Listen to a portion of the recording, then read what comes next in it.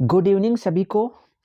अपने YouTube channel Subhash Narayan Chaudhary से जुड़े हुए सभी विद्यार्थियों को, मित्रों को आज हम पढ़ेंगे अंतर्राष्ट्रीय संगठन। बड़ा इंपॉर्टेंट पार्ट है कक्षा 12 के लिहाज से। और अंतर्राष्ट्रीय संगठन जब पढ़ते हैं तो सबसे पहला ही प्रश्न हमारे दिमाग में आता है कि हमें अंतर्राष्ट्रीय संगठन क्यों चाहिए। बड़ा सिंपल सा है। अंतर्राष्ट्रीय संगठन देखिए, आज की जो परस्पर जुड़ी हुई दुनिया है उसमें बहुत महत्वपूर्ण भूमिका निभाते हैं। इनकी स्थापना सहयोग को बढ़ावा देने, राष्ट्रीय सीमाओं से परे वैश्विक चुनौतियों का समाधान करने के लिए की गई है। और ये संगठन सदस्य देशों के लिए सहयोग करने और साझा समस्याओं का सामूहिक समाधान खोजने के लिए एक मंच के रूप में कार्य करते हैं। अर्थात निम्न वो कारण हैं जिनकी वजह से आज हमें अंतर्राष्ट्रीय संगठनों की आवश्यकता है। तो क्या क्या वो कारण हैं, देखते हैं अपने इस प्रश्न के जवाब में। पहला कारण, सबसे इंपॉर्टेंट और सबसे बड़ा कारण है शांति और सुरक्षा को बढ़ावा देने के लिए। अंतर्राष्ट्रीय संगठनों का सबसे पहला और महत्वपूर्ण उद्देश्य है विभिन्न राष्ट्रों के बीच शांति और सुरक्षा बनाए रखना। संयुक्त राष्ट्र, यूएन और उत्तरी अटलांटिक संधि संगठन नाटो जैसे संगठन संघर्षों को रोकने, विवादों को सुलझाने और राजनयिक वार्ता को बढ़ावा देने की दिशा में काम करते हैं। बातचीत के लिए तटस्थ आधार प्रदान करके ये संगठन युद्धों को रोकने और देशों के बीच तनाव को कम करने में मदद करते हैं। अर्थात पहला कारण हो गया शांति और सुरक्षा को बढ़ावा देने के लिए हमें अंतर्राष्ट्रीय संगठनों की आवश्यकता है। दूसरा कारण है वैश्विक चुनौतियों से पार पाने के लिए। वैश्विक चुनौती कौन सी होती है? जो देशों की सीमाओं से परे यानी पूरे विश्व की जो चुनौती हैं उनको हम वैश्विक चुनौती कहते हैं। जैसे जलवायु परिवर्तन है, जैसे गरीबी है, आतंकवाद है, महामारी है। हाल ही के दिनों में हमने एक महामारी को झेला है। तो ये बड़ी समस्याओं के प्रभावी समाधान के लिए राष्ट्रों के बीच सहयोग की बहुत महती आवश्यकता है।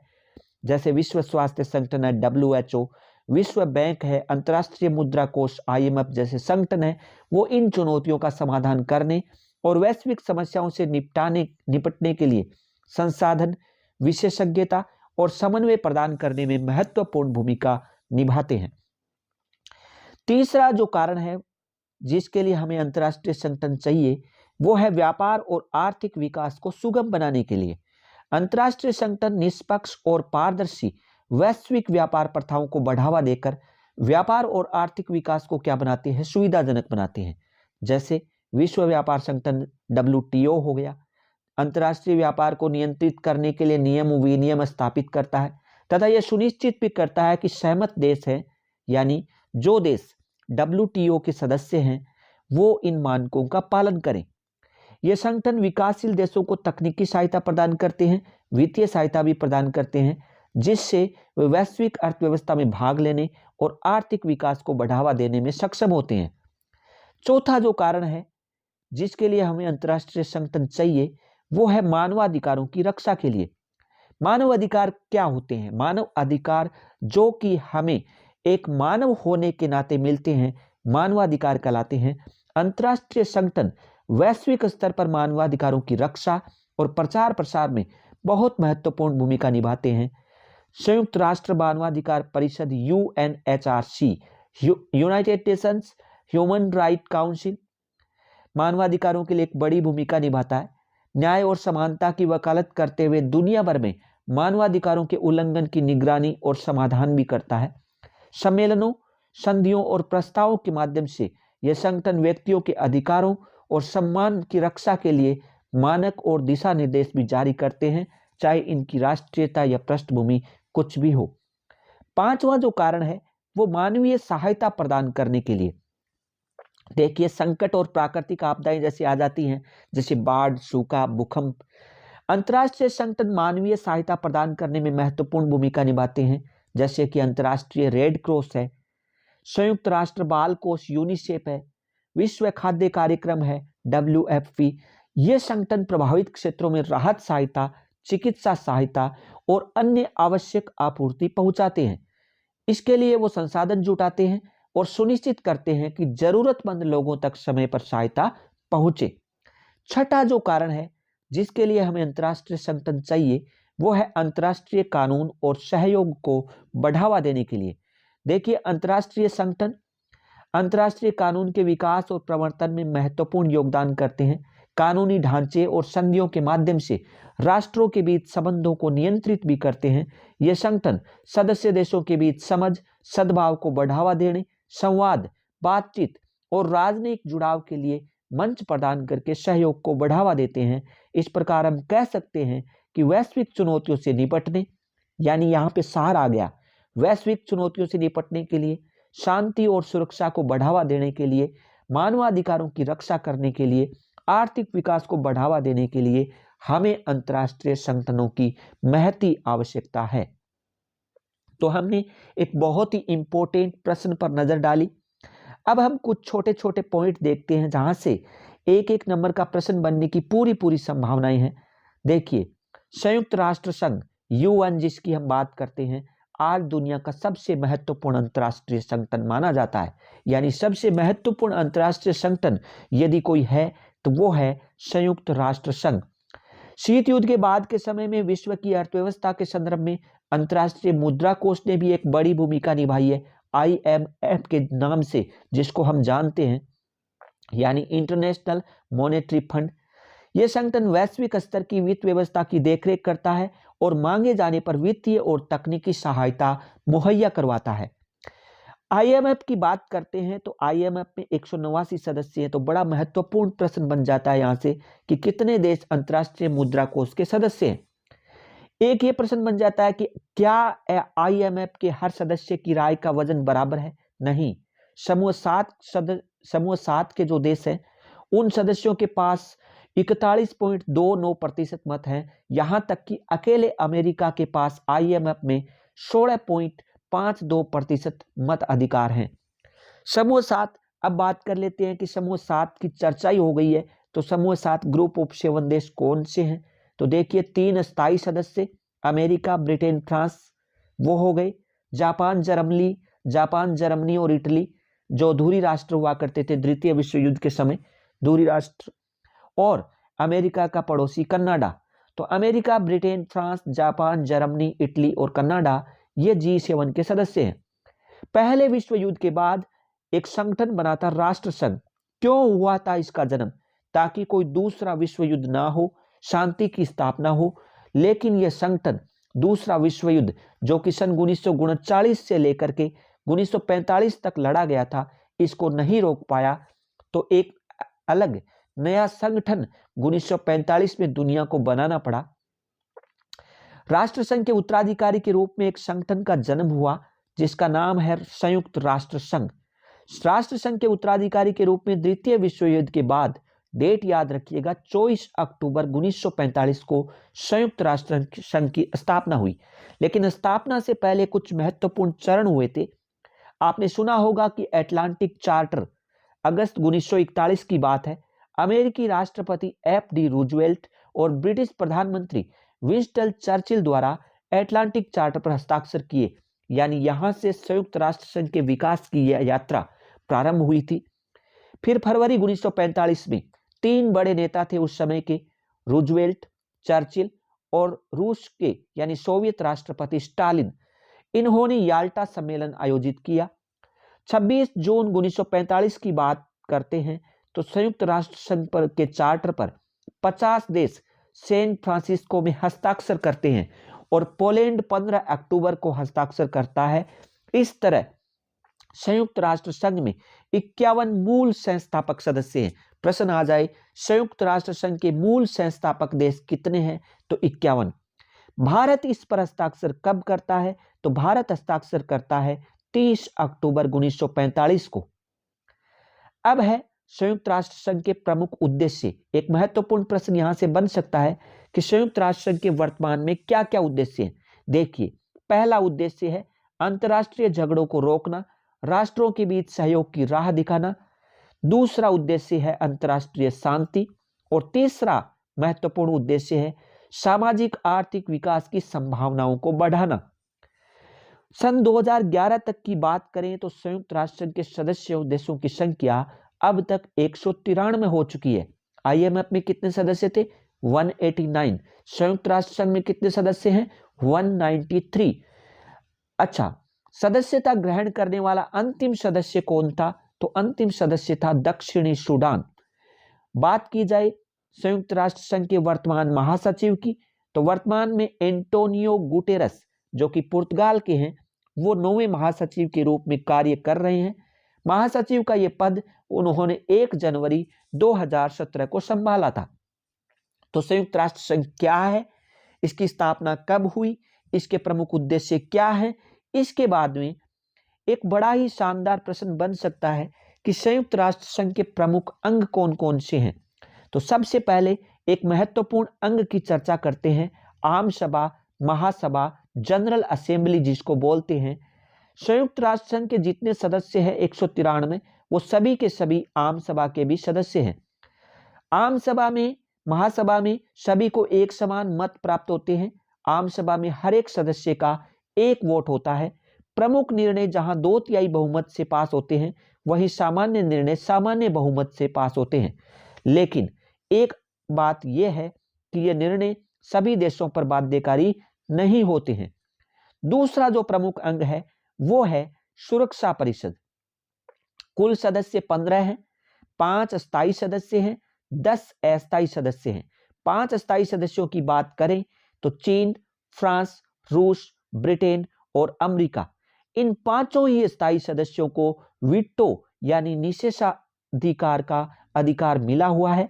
निषेधाधिकार, वीटो एक तरह की नकारात्मक पावर है। वीटो से भी सुरक्षा परिषद का प्रस्ताव, यानी एक वीटो से भी सुरक्षा परिषद का प्रस्ताव है वो नामंजूर हो सकता है। यानी संयुक्त राष्ट्र संघ की सुरक्षा परिषद के अस्थायी सदस्यों द्वारा वीटो पावर का इस्तेमाल कब कब किया गया, 1 जून 2018 तक किसने कितनी बार किया? तो सबसे ज्यादा बार किया है सोवियत संघ ने, अब तक 135 बार। दूसरे स्थान पर अमेरिका है 84 बार। तीसरे स्थान पर यूके इंग्लैंड 32, फ्रांस 18 बार और चीन 11 बार वीटो पावर का इस्तेमाल कर चुका है। जहां तक बात है अस्थायी सदस्यों की, तो अस्थायी सदस्यों का चुनाव आम सभा के द्वारा 2 वर्षों के लिए किया जाता है। 2 साल की अवधि तक अस्थायी सदस्य रहने के तत्काल बाद किसी देश को फिर से इस पद के लिए नहीं चुना जा सकता। अस्थायी सदस्यों का निर्वाचन इस तरह से होता है कि विश्व के सभी भौगोलिक क्षेत्रों का प्रतिनिधित्व इसमें हो सके।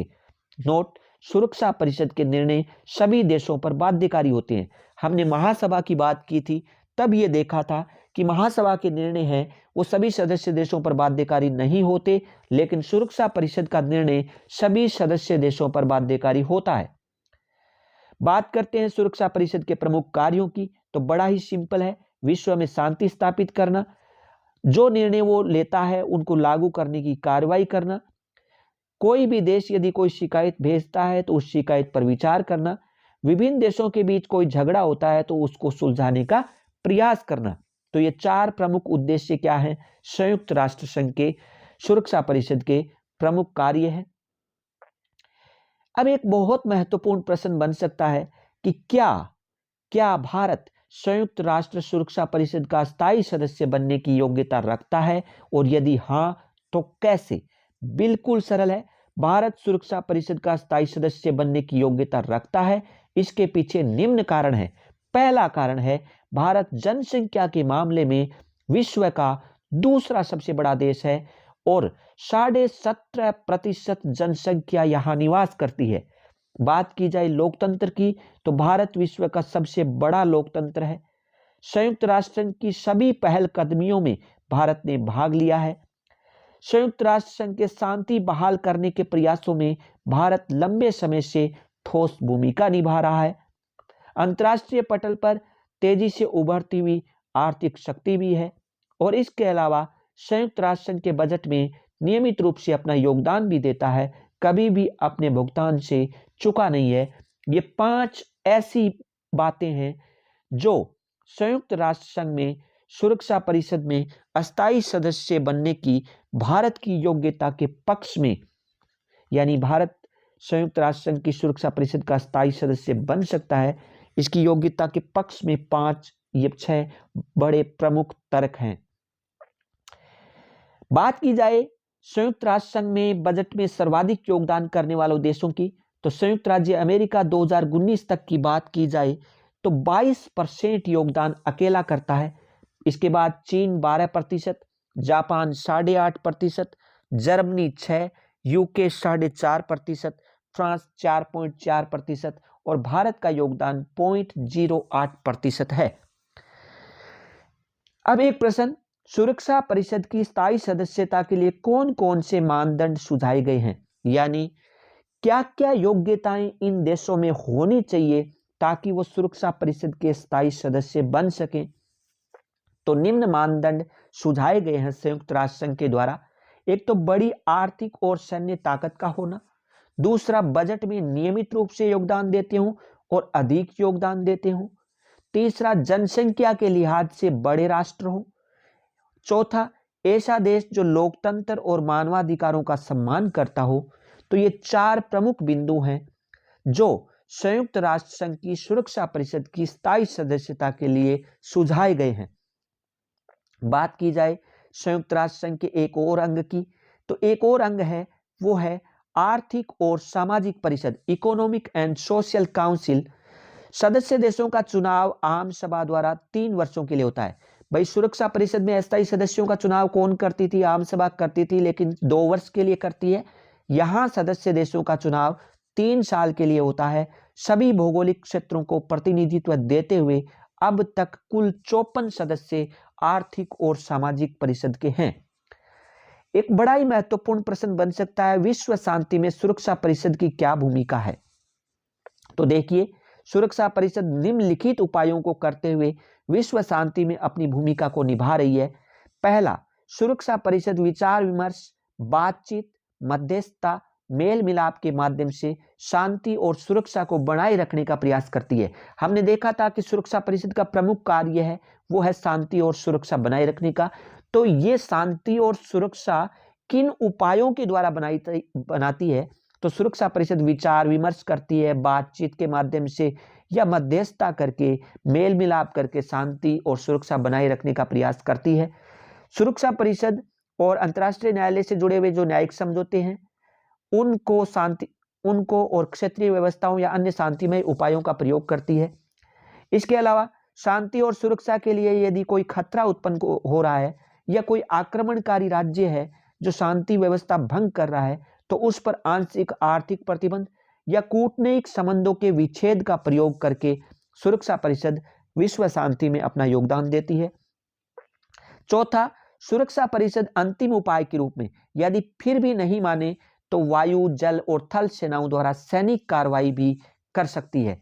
तो इन 4 उपायों को अपनाते हुए विश्व में सुरक्षा परिषद है वो महत्वपूर्ण भूमिका निभाती है विश्व शांति में। चौथा जो संयुक्त राष्ट्र संघ का प्रमुख अंग है वो है न्यासीता परिषद या ट्रस्टीशिप काउंसिल। देखिए, संयुक्त राष्ट्र संघ की न्यासीता प्रणाली के अंतर्गत आने वाली अंतिम ट्रस्ट टेरिटरी है वो थी पलाऊ। आजाद होने के बाद 1 नवंबर 1994 से ये परिषद है वो स्थगित है, यानी पलाऊ मिला था लास्ट में, उसके बाद से 1 नवंबर 1994 से ये परिषद क्या है? स्थगित है, यानी अभी वो प्रभावी नहीं है। 5वां बिंदु है सचिवालय। देखिए, संयुक्त राष्ट्र संघ का सबसे अधिक दिखने वाला सार्वजनिक चेहरा उसका प्रतिनिधि महासचिव होता है, जिसकी नियुक्ति सुरक्षा परिषद की सलाह पर महासभा 5 सालों के लिए करती है। यानी नियुक्ति कौन करता है? महासभा। किसकी सलाह पर? सुरक्षा परिषद की सलाह पर। देखेंगे आगे हम अब तक कौन कौन महासचिव रहे हैं। उससे पहले पढ़ लेते हैं अंतर्राष्ट्रीय न्यायालय। तो अंतर्राष्ट्रीय न्यायालय की बात करें तो 15 न्यायाधीश इस समय अंतर्राष्ट्रीय न्यायालय में सुरक्षा परिषद में हैं। संयुक्त राष्ट्र संघ के अंतर्राष्ट्रीय न्यायालय में हैं 15 न्यायाधीश।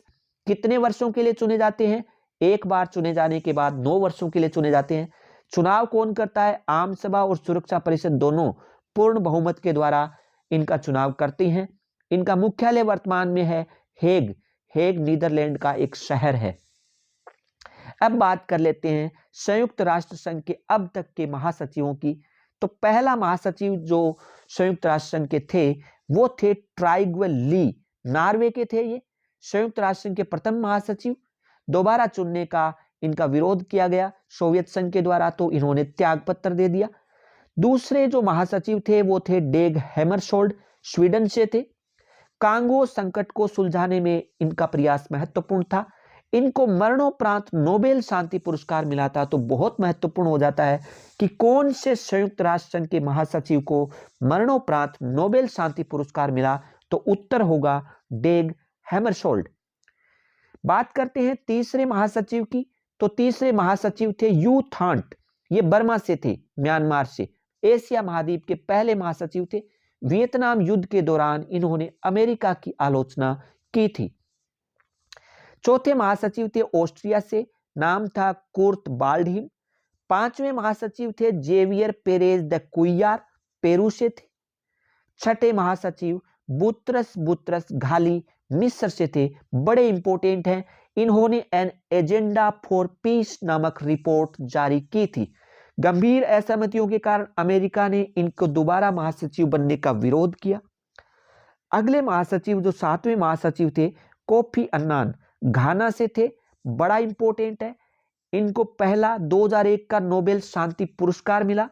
पहली बात, 2005 में इन्होंने मानवाधिकार परिषद तथा शांति संस्थापक आयोग की स्थापना की। एड्स, टीबी, मलेरिया से लड़ने के लिए इन्होंने एक वैश्विक कोष बनाया, फंड बनाया। और अमेरिकी नेतृत्व में जब इराक पर हमला हुआ तो इन्होंने हमले को अवैध करार दिया था। अगले महासचिव की बात करें तो वो दक्षिण कोरिया से थे, बान की मून। महासचिव पद पर यू थांट के बाद दूसरे एशियाई थे।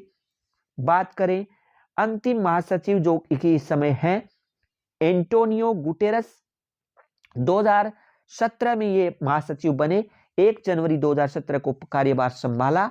9वें महासचिव हैं पुर्तगाल के हैं, 2005 से 2015 तक शरणार्थियों के लिए संयुक्त राष्ट्र संघ के उच्चायुक्त भी रह चुके हैं। इसके अलावा कई अन्य संगठन भी हैं, कई अन्य एजेंसियां भी हैं संयुक्त राष्ट्र संघ के। तो वैश्विक सामाजिक और आर्थिक मुद्दों से निपटने के लिए कई एजेंसियां हैं, जिनमें प्रमुख है विश्व स्वास्थ्य संगठन WHO, वर्ल्ड हेल्थ ऑर्गेनाइजेशन। दूसरा, संयुक्त राष्ट्र संघ विकास कार्यक्रम यानी UNDP, United Nations development program. तीसरा, संयुक्त राष्ट्र मानवाधिकार आयोग यानी United Nations human right commission UNHRC। चौथा, संयुक्त राष्ट्र संघ शरणार्थी उच्चायोग United Nations high commissioner for refugees. पांचवा जो एजेंसी है वो है संयुक्त राष्ट्र बाल कोष United Nations children's fund UNICEF. छठा, संयुक्त राष्ट्र संघ शैक्षिक, सामाजिक और सांस्कृतिक संगठन United Nations educational, social and cultural organisation UNESCO. संयुक्त राष्ट्र संघ के प्रतीक चिन्ह की बात करें, यहाँ पे देखिए एस का मतलब है साइंटिफिक, वैज्ञानिक, ठीक है। संयुक्त राष्ट्र संघ के प्रतीक चिन्ह की बात करें तो लोगों में दुनिया का नक्शा बना हुआ है। क्या बना हुआ है? दुनिया का नक्शा। और इसके तरफ चारों तरफ जैतून की पत्तियां हैं जो विश्व शांति का संकेत करती हैं। बात करें संयुक्त राष्ट्र संघ में सुधार संबंधी सुझावों की, तो यूएनओ के सामने कौन से बुनियादी सुधारों की आवश्यकता है? देखिए, 2 तरह के सुधारों की मांग इस समय हो रही है। एक तो इसकी बनावट और इसकी प्रक्रियाओं में सुधार की, और दूसरा न्यायाधिकार में आने वाले मुद्दों की समीक्षा की जाए। जहां तक बनावट की बात है, इस समय सुरक्षा परिषद में स्थायी और अस्थायी सदस्यों की संख्या बढ़ाने की मांग है, वो कई सालों से उठ रही है, ताकि समकालीन विश्व राजनीति में संगठन की बेहतर नुमाइंदगी हो सके। खासकर एशिया, अफ्रीका, दक्षिण अमेरिका के देशों की नुमाइंदगी ना के बराबर है, अतः इन देशों को सुरक्षा परिषद में सदस्यता दी जाए। इसके अलावा बात करें तो अमेरिका और पश्चिमी देश हैं, वो संयुक्त राष्ट्र संघ के बजट से जुड़ी हुई प्रक्रियाओं और इसके प्रशासन में सुधार चाहते हैं। इसके अलावा कई देश हैं, वो सुरक्षा परिषद के जो स्थायी सदस्यों को निषेधाधिकार यानी वीटो पावर दिया गया है, उसको भी खत्म करना चाहते हैं, क्योंकि ये नेगेटिव शक्ति है। क्यों? क्योंकि यदि कोई फैसला जिस पर सभी देश सहमत हों और एक सदस्य देश वीटो कर दे, तो वो फैसला नहीं हो सकता, जो कि संयुक्त राष्ट्र संघ के देशों में लोकतंत्र और संप्रभु राष्ट्रों के बीच बराबरी की धारणा से मेल नहीं खाता। बात करें अगले प्रश्न की, तो सन 1991 के बाद विश्व राजनीति में क्या क्या बदलाव आए? बहुत इंपॉर्टेंट प्रश्न हो जाता है। पहला बदलाव आया सोवियत संघ का बिखराव और अमेरिका एक बड़ी ताकत के रूप में उभरा। दूसरा बदलाव आया चीन एक बड़ी आर्थिक महाशक्ति के रूप में सामने आया। भारत ने भी इस दौरान तेजी से छलांग लगाई। तीसरा बदलाव आया एशिया की अर्थव्यवस्था ने अप्रत्याशित दर से तरक्की की। और चौथा जो बदलाव जनसंहार, गृह युद्ध, जातीय संघर्ष, आतंकवाद, परमाणविक प्रसार, जलवायु में बदलाव, पर्यावरण की हानि, महामारी, ये चुनौतियां हैं वो आज भी मौजूद हैं। बात की जाए संयुक्त राष्ट्र संघ की प्रक्रियाओं और ढांचे के संबंध में क्या क्या शिकायतें ज्यादातर देशों की रहती हैं या संयुक्त राष्ट्र में कमियां क्या क्या हैं, तो देखिए सुरक्षा परिषद अब राजनीतिक वास्तविकताओं की नुमाइंदगी नहीं करती, सबसे पहली कमी यही बताते हैं। दूसरा, इसके फैसलों में पश्चिमी मूल्यों और हितों की छाप होती है और इन फैसलों पर चंद देशों का दबदबा होता है। तीसरा, सुरक्षा परिषद में बराबर का प्रतिनिधित्व नहीं है। और ये तीन बड़ी कमियां हैं संयुक्त राष्ट्र सुरक्षा परिषद की। इसीलिए संयुक्त राष्ट्र के ढांचे में बदलाव की बढ़ती हुई मांगों के मद्देनजर 1 जनवरी 1997 को संयुक्त राष्ट्र के महासचिव कोफी अन्नान ने जांच शुरू करवाई कि सुधार कैसे कराए जाएं। बात करें संयुक्त राष्ट्र को सशक्त बनाने के लिए कौन कौन से कदम अब तक उठाए गए हैं, तो देखिए सितंबर 2005 में संयुक्त राष्ट्र की बैठक में शामिल नेताओं ने बदलते हुए परिवेश में संयुक्त राष्ट्र को और ज्यादा प्रासंगिक बनाने के लिए निम्नलिखित कदम उठाने का फैसला किया। एक, शांति संस्थापक आयोग का गठन हुआ। दूसरा, यदि कोई राष्ट्र अपने नागरिकों को अत्याचारों से बचाने में असफल हो जाए तो विश्व बिरादरी इसका उत्तरदायित्व ले यानी जिम्मेदारी ले। तीसरा, मानवाधिकार परिषद की स्थापना 19 जून 2006 से मानवाधिकार परिषद है वो सक्रिय है। चौथा है सहस्त्राब्दी यानी पूरी शताब्दी के विकास लक्ष्यों को प्राप्त करने पर सहमति। पांचवा, बात करें तो हर प्रकार के आतंकवाद की निंदा, लोकतंत्र कोष यानी डेमोक्रेसी फंड का गठन और ट्रस्टीशिप काउंसिल न्यासीता परिषद को समाप्त करने पर सहमति। यानी ये कदम उठाए गए हैं अब तक संयुक्त राष्ट्र संघ को मजबूत बनाने के लिए। बात करें संयुक्त राष्ट्र संघ की सुरक्षा परिषद में सुधारों की और भारत की संबंध में क्या चिंताएं हैं, तो भारत का हमेशा ये मानना रहा है कि संयुक्त राष्ट्र संघ को विभिन्न देशों के बीच सहयोग बढ़ाने और विकास को बढ़ावा देने में ज्यादा बड़ी भूमिका निभानी चाहिए। भारत की सबसे बड़ी चिंता है वो है सुरक्षा परिषद की संरचना में सुधार को लेकर। संयुक्त राष्ट्र संघ सुरक्षा परिषद की अस्थायी सदस्य संख्या 1965 में 11 से बढ़ाकर 15 कर दी गई, लेकिन अस्थायी सदस्यों की संख्या आज भी स्थिर है। देखिए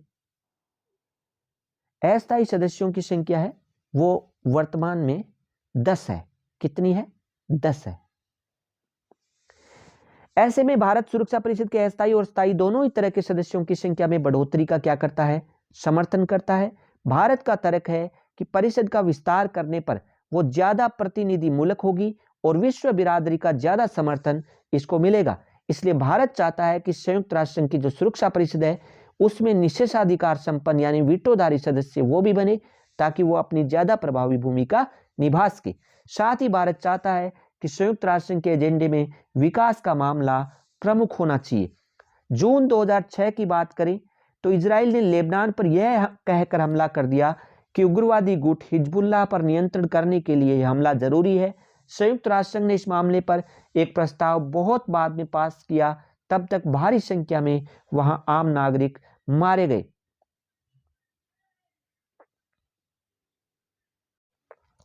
एक ये प्रश्न बन सकता है, क्या एक ध्रुवीय विश्व में संयुक्त राष्ट्र संघ प्रभावी व संतुलनकारी भूमिका निभा रहा है? वाजिब चिंता है ये। क्या संयुक्त राष्ट्र संघ एक ध्रुवीय विश्व में अमेरिकी प्रभुत्व के विरुद्ध संतुलनकारी भूमिका निभा रहा है? अमेरिका आज एकमात्र महाशक्ति है और संयुक्त राष्ट्र संघ के बजट में सबसे ज्यादा योगदान करने वाला देश भी है। इसके अलावा संयुक्त राष्ट्र संघ का मुख्यालय भी अमेरिकी भूक्षेत्र में स्थित है। इस कारण अमेरिका का प्रभाव इसमें और ज्यादा बढ़ जाता है। साथ ही अमेरिका को लगे कि कोई प्रस्ताव उसके साथ या उसके साथी राष्ट्रों के हितों के अनुकूल नहीं है तो वह अपने वीटो से उसे रोक भी सकता है।